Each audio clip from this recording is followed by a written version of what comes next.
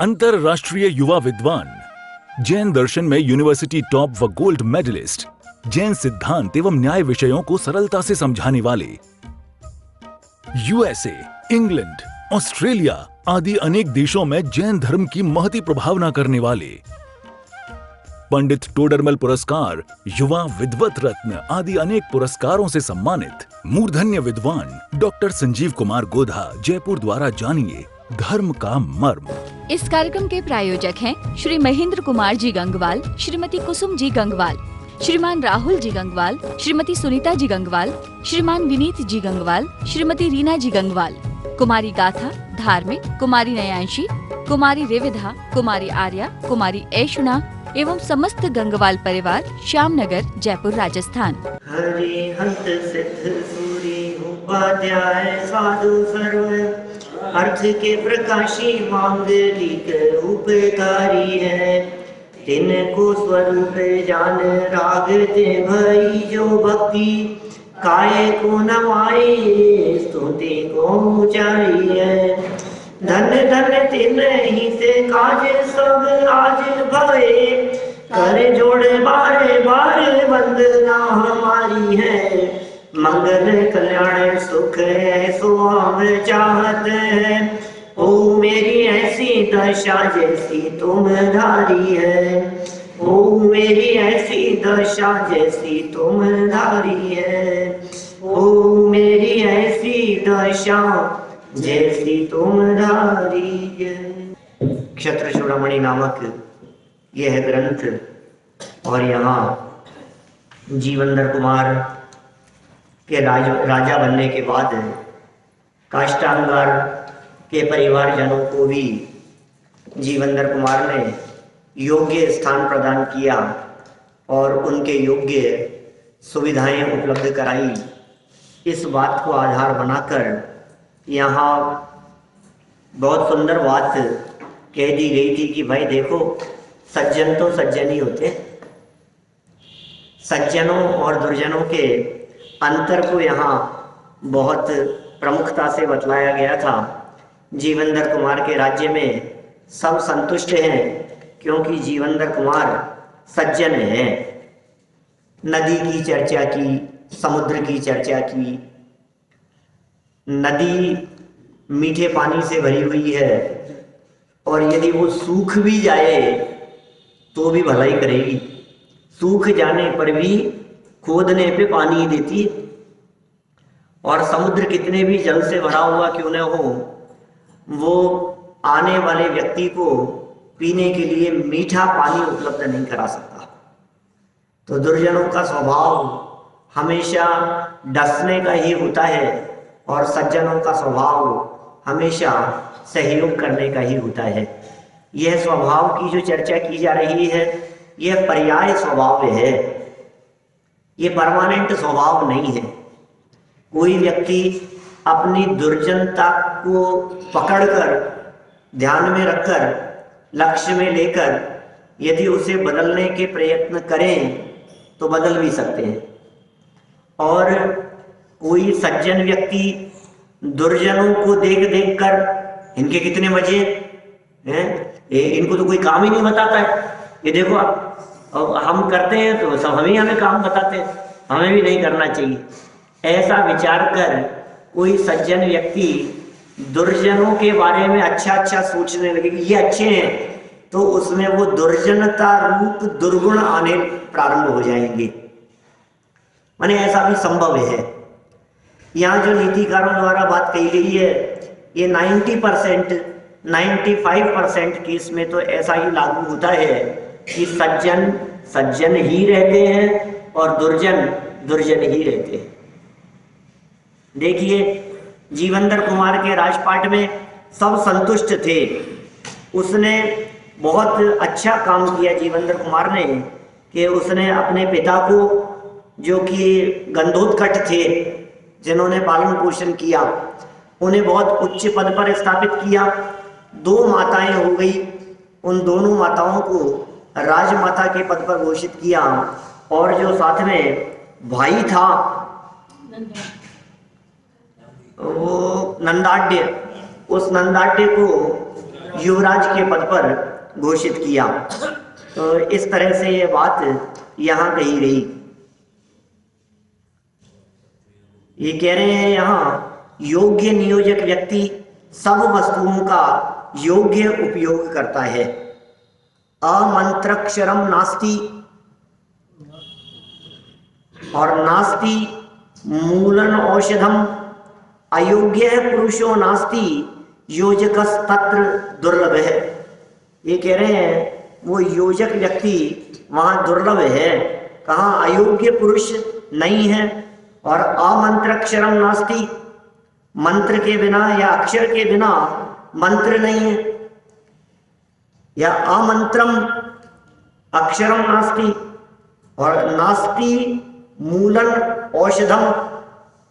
माने ये बात ऐसी ही कहना चाह रहे हैं कि भाई जो उसकी उपयोगिता को जानता है वही उसका उपयोग कर सकता है। हर अक्षर मंत्र नहीं हो सकता और हर जड़ औषधि नहीं हो सकती। क्या क्या कहा? अमंत्रक्षरम नास्ति,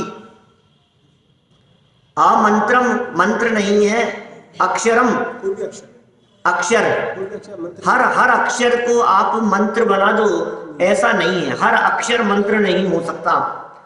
और हर मूल होती है जड़, जड़ों में औषधीय तत्व बहुत होते हैं, तो हर जड़ वो औषधि नहीं हो सकती।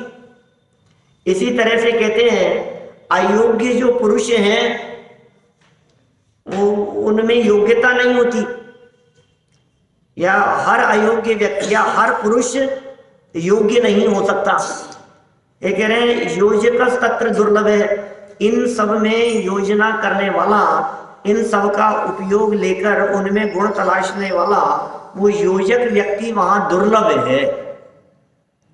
वो बहुत दुर्लभ है ऐसा व्यक्ति जो उनमें उन चीजों को तलाश लेता है, जो शब्दों का योग्य प्रयोग करके उन्हें मंत्र रूप उपयोग में लेता है, जो जड़ों का सही उपयोग करके उनको औषधि के रूप में उपयोग लेता है, और जो अपनी अयोग्यता को निकालकर योग्य रीति से कार्य करता है। ऐसे योग्य व्यक्ति इस जगत में दुर्लभ ही हैं। माने सज्जन व्यक्तियों का जगत में प्राप्त होना ये सहज नहीं है। सज्जन सहजता से उपलब्ध नहीं होते। इसी संदर्भ में वो बचपन में पढ़ा हुआ संस्कृत का श्लोक आपको याद होगा। 6th क्लास की पुस्तकों में नीति का एक श्लोक दिया है। क्या है? शैले शैले न माणिक्यम मौक्तिकम न गजे गजे साधुओ नहीं सर्वत्र चंदनम न बने बने। पढ़ा है? याद है? नहीं पढ़ा है? साध्य को पढ़ाया था इसलिए याद है। क्या कहा? शैले शैले न माणिक्यम, हर पर्वत में माणिक नहीं मिलेंगे आपको। शैल माने पर्वत। और मोतिकम न गजे गजे, और हर हाथी के मस्तक में मोती नहीं होते। गज मोती। शैल माने पर्वत, तो हर पर्वत पर आपको माणिक मिल जाए, रत्न मिल जाए, ऐसा नहीं हो सकता। और मोतिकम न गजे गजे, हर हाथी के मस्तक में आपको गज मोती नहीं मिलेंगे।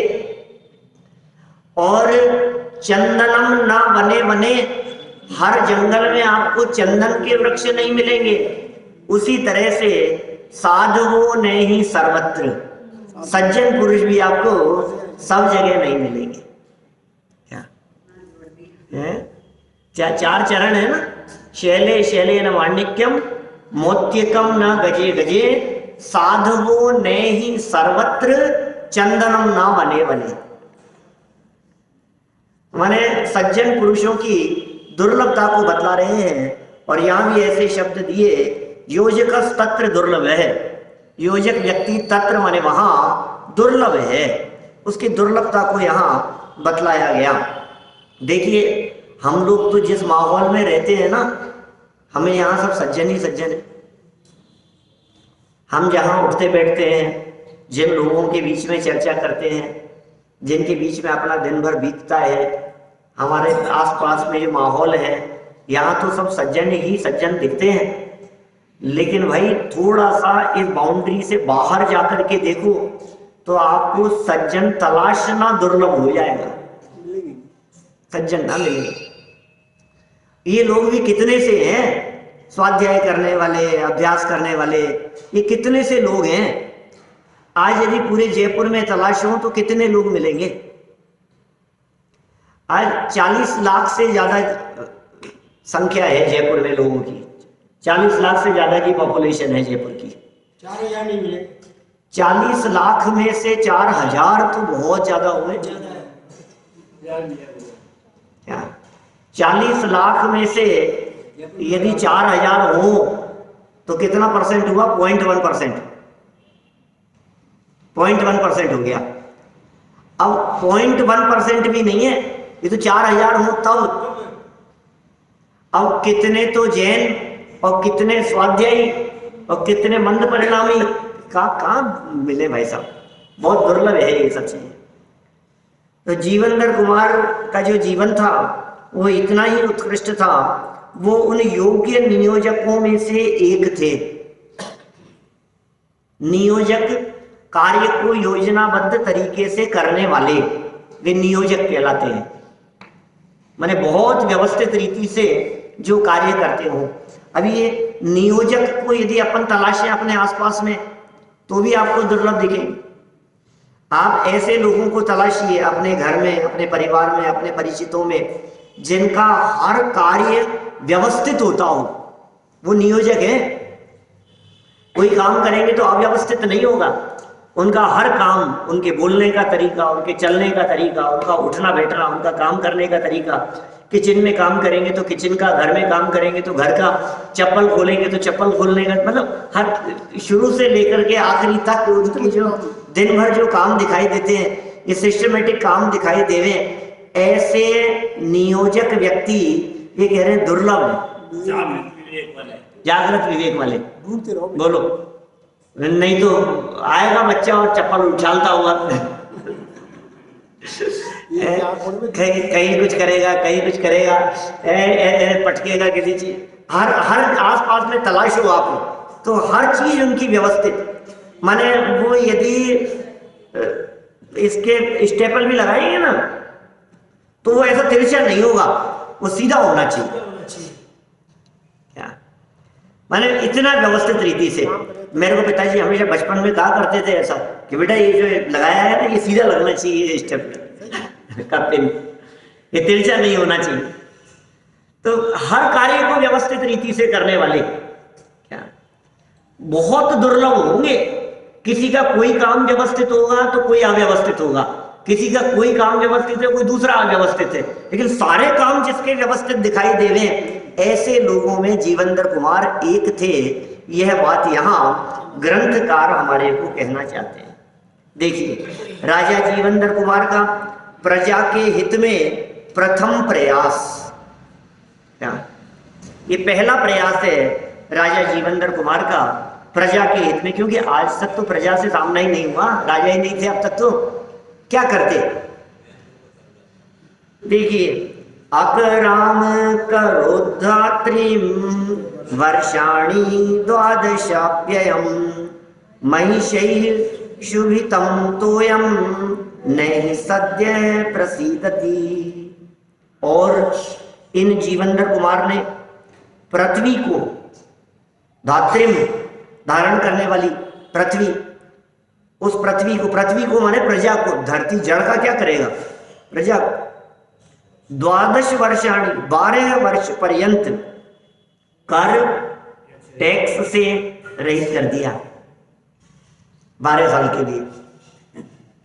ये तो योजनाएं जो होती है वो प्रजा के हित में होती है, किसी व्यक्ति से टैक्स नहीं। एक भी व्यक्ति से हमारे को टैक्स नहीं लेना। सज्जनता और दुर्जनता के संदर्भ में अभी मुश्किल से 10-1 दिन पुरानी बात होगी, मैंने यहाँ सुनाई थी या नहीं पता नहीं मुझे। दादा ने मेरे को बात चर्चा करते समय, बैठे छोटे दादा, तो हमेशा कुछ ना कुछ सीखने को मिलता रहता है, उनसे कोई ना कोई बातें बतलाते रहते हैं। सज्जनता और दुर्जनता के संदर्भ में वो बताए ऐसी चर्चा, वो शब्द तो भूल गया मैं, पुराना शब्द था कोई। तो वो उन्होंने कहा रामचंद्र जी 14 वर्ष के वनवास में थे और पीछे से भरत जी ने प्रजा की बहुत सेवा की,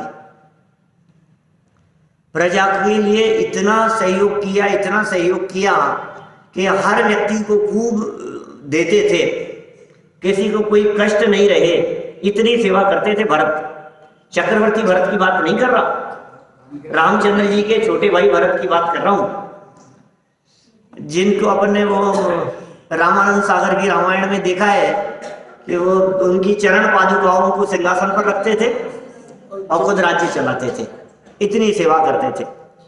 तो दादा बता रहे थे कि वो जब साहूकार लोग मांगने के लिए आते थे या और लोग गरीब लोग कुछ मांगने के लिए आते थे, उधार मांगने के लिए, तो उनको सीधे बर्तन से देते थे। जैसे उस समय धन जैसा तो कुछ ऐसा अनाज ही के लेन देन की ऐसी परंपरा चलती थी, तो बर्तन भर के वो ऐसे देते थे। और जब वापस चुकाने के लिए वो आते थे तो बर्तन को उल्टा करके ऊपर जो होता है ना गिलास में थोड़ा सा थोड़ा सा खड्डा जैसा क्या, तो वो उसमें भर करके लेते थे। अगर हो गया, चुक गया तुम्हारा, हो गया, जाओ, न के बराबर। मतलब इतने ले भी लिया क्या और चुक गया तुम्हारा, माने इतनी उदारता से, क्या समझ रहे हैं आप? वो जो शब्द है उसके लिए वो कोई रामायण का पुराना शब्द सुना रहे थे मेरे को। तो दादा भरत का चरित्र बहुत महत्वपूर्ण। हाँ, भरत का चरित्र, बोले इतना उसमें प्रजा का सहयोग किया, बहुत बहुत बहुत सहयोग किया। फिर जब रामचंद्र जी लौट करके आए तो रामचंद्र जी ने प्रजा से पूछा क्या कि भाई आपको कोई तकलीफ तो नहीं हुई क्या? तो उन्होंने जवाब दिया, वो शब्द ही बहुत महत्वपूर्ण है जो शब्द स्लिप हो रहा है मेरे दिमाग से। तो उन्होंने कहा भरत के इसने मार डाला। क्या क्या क्या शब्द थे? प्रजा के, ये रामायण के शब्द बतलाया उन्होंने। क्या जो आटा है, ओटा है, पता है इस तरह का पुराना शब्द है, पता नहीं क्या, जिसका भाव ये था कि वो सीधे उल्टे बर्तन में ये जो इतना लेते थे ना भरत जी, इसने हमारे को मार डाला। क्या दादा इस संदर्भ में ये कहना चाह रहे थे कि प्रजा की स्थिति ऐसी है कि तुम जगत के लोगों के लिए कितना भी भला करो, लेकिन उनको जो आपने इतना ले लिया ना, वो भी अखर रहा है। आप समझ रहे हो भाई? यदि आप यदि राजा होते तो हमें इतना भी नहीं देना पड़ता। आप समझ रहे हो? ये उन्होंने रामायण का प्रसंग सुनाया तो बोले इसलिए सज्जनों की सज्जनता इसी में है कि वे करके भूल जाएं।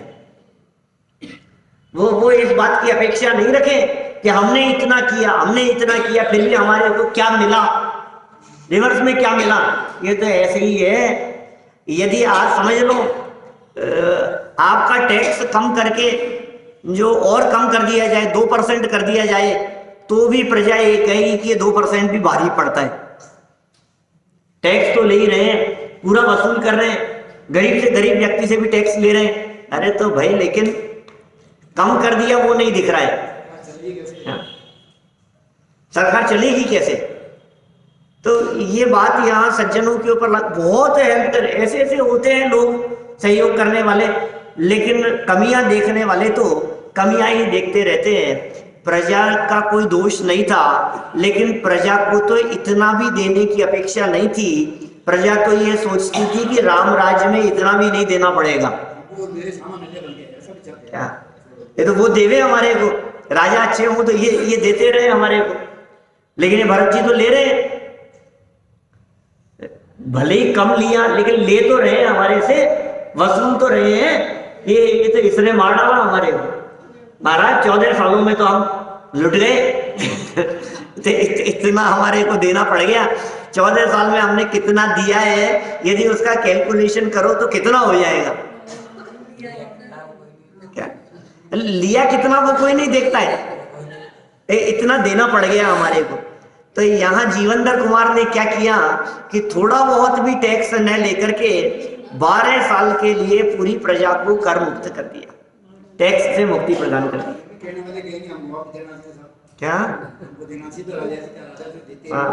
देखो आप क्या कह रहे हैं यहाँ, नीतिकार कह रहे हैं निश्चय से भैंसाओं से गंदा किया हुआ जल शीघ्र ही निर्मल नहीं होता है। भैंसों से भैंस नहा करके निकली हो जिस पानी में, और उस पानी को जो गंदा कर दिया उन भैंसों ने है, तो अब वो जल आसानी से निर्मल नहीं होता। तो 12 साल के लिए टैक्स मुक्त कर दिया उन्होंने, ये कह रहे। देखिए, प्रजा को सुखी चाहने वाले दयालु राजा जीवनधर कुमार ने प्रजा के हितार्थ प्रजा को 12 वर्ष तक सब प्रकार से करों से मुक्त किया, क्योंकि भैंसों द्वारा गंदा किया हुआ गया सरोवर का जल अल्पकाल में स्वच्छ नहीं हो पाता है। विशेषार्थ, सरोवर के स्वच्छ जल को तो मात्र पीना चाहिए, किंतु मोटी बुद्धि वाले भैंसे पानी पीकर उसे गंदा कर देते हैं। वह सरोवर दीर्घ काल बीत जाने पर ही स्वच्छ होता है। माने भैंसों का नेचर इस तरह का बतलाया है कि वहां से पानी पिएंगे भी, और पीने के बाद फिर उसी में सब उसको गंदा कर देंगे पानी। जो पानी सिर्फ पीने के उपयोग में लिया जाना चाहिए वो उसमें नहा भी लेते हैं। वैसे ही दुष्ट काष्टांगार ने प्रजा पर अनेक प्रकार के कष्टदायक कर लगाकर प्रजा को दुखी किया था। कर चुकाने में प्रजा अत्यंत कष्ट का अनुभव करती थी। देखो, चुकाने में कष्ट का अनुभव है, कम से कम भी लिया जाए ना तो भी दुखी होता है व्यक्ति कोशिश ये करता है कि देना बढ़ गया। आप सोचिए, आपको कहीं 5,000 रुपए का जुर्माना देना पड़े और उस 5,000 की जगह घटा करके आपको 1,000 रुपए का देना पड़ गया काट पीट करके, तो भी आप ये कहते हो यार फंस गए हम तो, ट्रैफिक पुलिस वाले ने रोक लिया, 1,000 रुपए लग गए जबरदस्ती। कभी कभी ऐसा भी वचन निकलता है ना। तो ये ऐसी दशा थी प्रजा वालों की, जो मैंने भरत रामचंद्र जी के राज्य की जो बात कही, अयोध्या राज्य की, कि जो मार डाला। अब ये कह रहे हैं कर चुकाने में प्रजा अत्यंत कष्ट का अनुभव करती थी। धीरे धीरे उनकी निर्धनता भी बढ़ती जा रही थी। इस कारण प्रजा बहुत दुखी और असंतुष्ट थी। राजा जीवनधर कुमार ने यह सब जान लिया, अतः प्रजा को सुखी, संतुष्ट और संपन्न बनाने के उद्देश्य से प्रजा को 12 वर्ष के लिए कर मुक्त कर दिया, और प्रजा के लिए, जो प्रजा के लिए उचित ही था। मतलब कुल मिलाकर के प्रजा के हित में जो भी फैसले लिए जा सकते हो वो फैसले उसने लेने का प्रयत्न किया। आगे चलते हैं। राजा जीवनधर कुमार से मित्र भी संतुष्ट। देखो अभी कौन कौन आ गए, पिता की बात हो गई, माताओं की बात हो गई, भाई की बात हो गई और प्रजा की बात हो गई, लेकिन मित्र भी उससे संतुष्ट थे। पद्मवक्त्रादि मित्रेभ्यो यथा योग्य मदात्पदम् अविशेष परिज्ञानेन लोको नुरज्यते।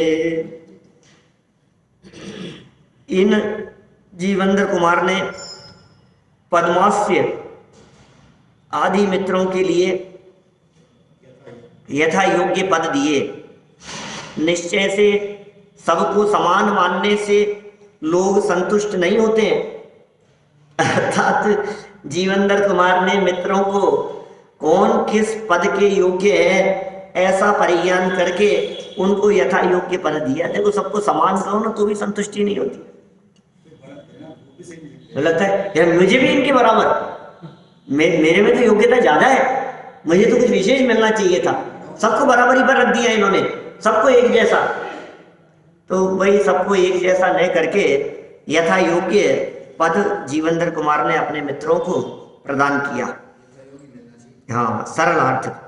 राजा जीवनधर कुमार ने अपने पद्मास्य आदि अनेक मित्रों को भी उनकी पात्रता के अनुसार सम्मान सहित योग्य स्थान देकर उनका उत्साह बढ़ाया, क्योंकि छोटे बड़े सभी के साथ समान व्यवहार करने से जन समुदाय संतुष्ट नहीं होता।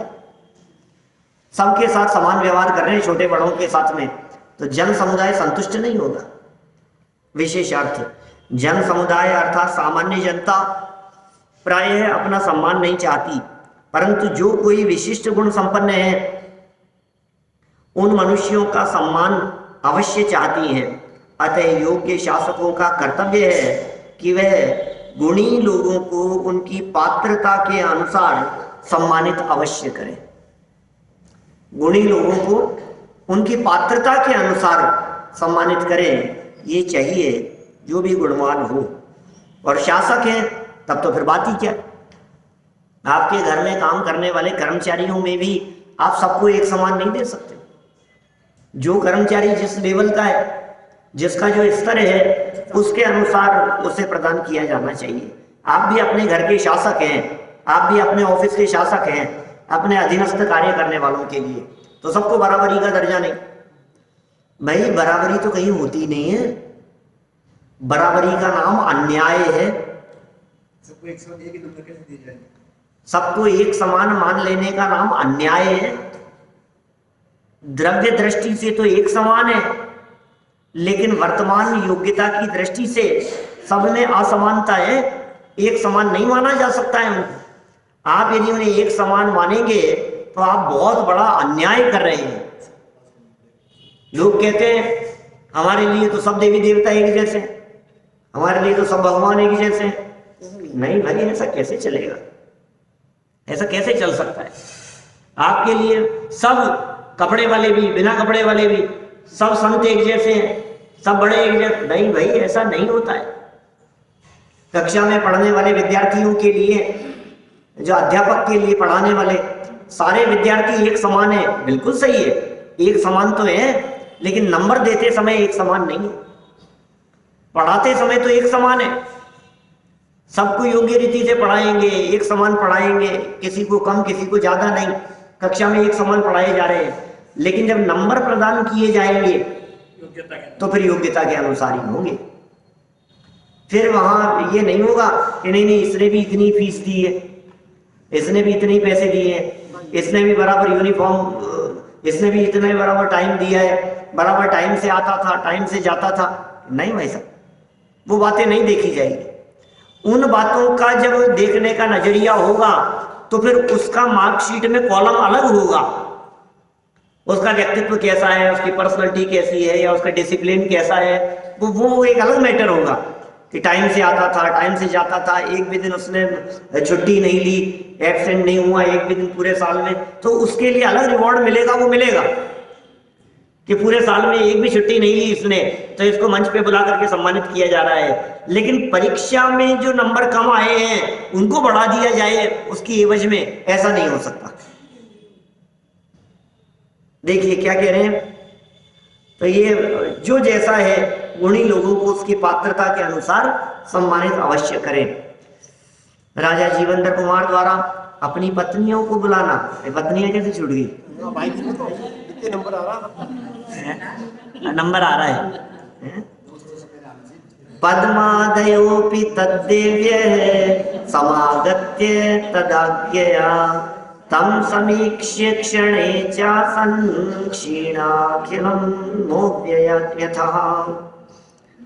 उस समय राजा जीवंदर कुमार की आज्ञा से उनकी पद्मा आदि स्त्रियां आकर उन जीवंदर कुमार को देखकर उसी समय तत्काल संपूर्ण मन की पीड़ा से रहित हुई। क्या चाहिए? वो तो जीवंदर कुमार राजा बन गए तब, और पत्नियों को क्या चाहिए? तो खाली राजकुमार क्या वो अपने उनके राजा बनने से ये अपने आप ही रानी हो गई? जीवंदर कुमार के उच्च पद पर आसीन होने पर अब पत्नियों को कोई पद दिया जाने की जरूरत नहीं है क्या? माने वो अपने आप ही मास्टर नहीं हो गई। मास्टर साहब उसकी पत्नी हुई तो अपने आप ही मास्टर नहीं हो गई। हाँ चाहे लिखना पढ़ना कुछ भी नहीं आवे तो भी मास्टर नहीं हो गई वो, इलाज करना कुछ भी नहीं आए तो भी डॉक्टर नहीं हो गई, डॉक्टर की पत्नी बनते ही। तो ये सहज ही है इस प्रकार का, नर होता सो नारी सोही, ऐसी लाइन लिखी है दादा ने इसमें, क्या नाम है, पश्चाताप में, क्या, सेठ की नारी सेठानी, राजा राजा की धोबी की धोबिन, दर्जी की दर्जन, ठाकुर की ठकुराइन क्या ऐसे ऐसे शब्दों के प्रयोग किए उन्होंने, बड़ा सुंदर छंद का प्रयोग किया। अब अंतिम शब्द में दिया नर होता सो नारी सोही, कि जैसा नर होता है उसकी नारी भी उसी प्रकार की होती है। ऐसे बहुत शब्दों के प्रयोग किए उन्होंने। तो ये भी कह रहे हैं यहाँ कि उनकी पत्नियां जब सामने आई और अपने पति को राजा के रूप में देखकर तत्काल ही मन की संपूर्ण पीड़ा वो समाप्त हो गई, स्वयं में भी समाप्त हो गई पीड़ा। सरल अर्थ, राजा जीवंदर कुमार की आज्ञानुसार उनकी पद्मा आदि 7 पत्नियों रानियों को अपने अपने पितृगृह पीहर से बुलवा लिया गया। अभी तो पीहर में बैठी थी, छोड़ छोड़ के आ गए थे सबको, क्या सबको छोड़ छोड़ करके वहां विवाह किया, वहां छोड़ दिया। आपको लग रहा था ऐसा? मुझे मालूम है कई लोगों के मन में ये बातें आ रही थी, पहले महीनों से चल रही है ये बातें कि जीवंदर कुमार का ये नेचर तो अच्छा नहीं है, यहाँ शादी की फिर छोड़ करके चल दिए, फिर छोड़ करके चल दिए। ये क्या करते हैं ये? ऐसी बातें मेरे भी कान में सुनने को मिली है। क्या वो साथ में लेकर के भी क्या करता, जंगल में भटकता भटकता इधर उधर घूमता फिरता, जहां योग्य व्यवस्था नहीं है तब तक क्या करें। लेकिन अब देखो, आप जैसे ही योग्य व्यवस्था हुई वे राजा बन गए तो उन्होंने अपनी पत्नियों को भी मित्रों के साथ में संदेश भेजकर बुलवा लिया। और जिन पत्नियों ने सोचा भी नहीं था, जिनको पता भी नहीं था, पत्नियों को थोड़ी ना पता था कि ये नगर के राजा हैं, उन्होंने तो एक साधारण व्यक्ति से शादी की थी, गुणवान देख करके, योग्य देख करके पिता ने शादी कर दी साधारण से व्यक्ति से, शादी वो क्या करे, सुखपूर्वक रहे और छोड़ करके चल दिए। कोई बात नहीं, अब जब जैसी परिस्थिति बनेगी।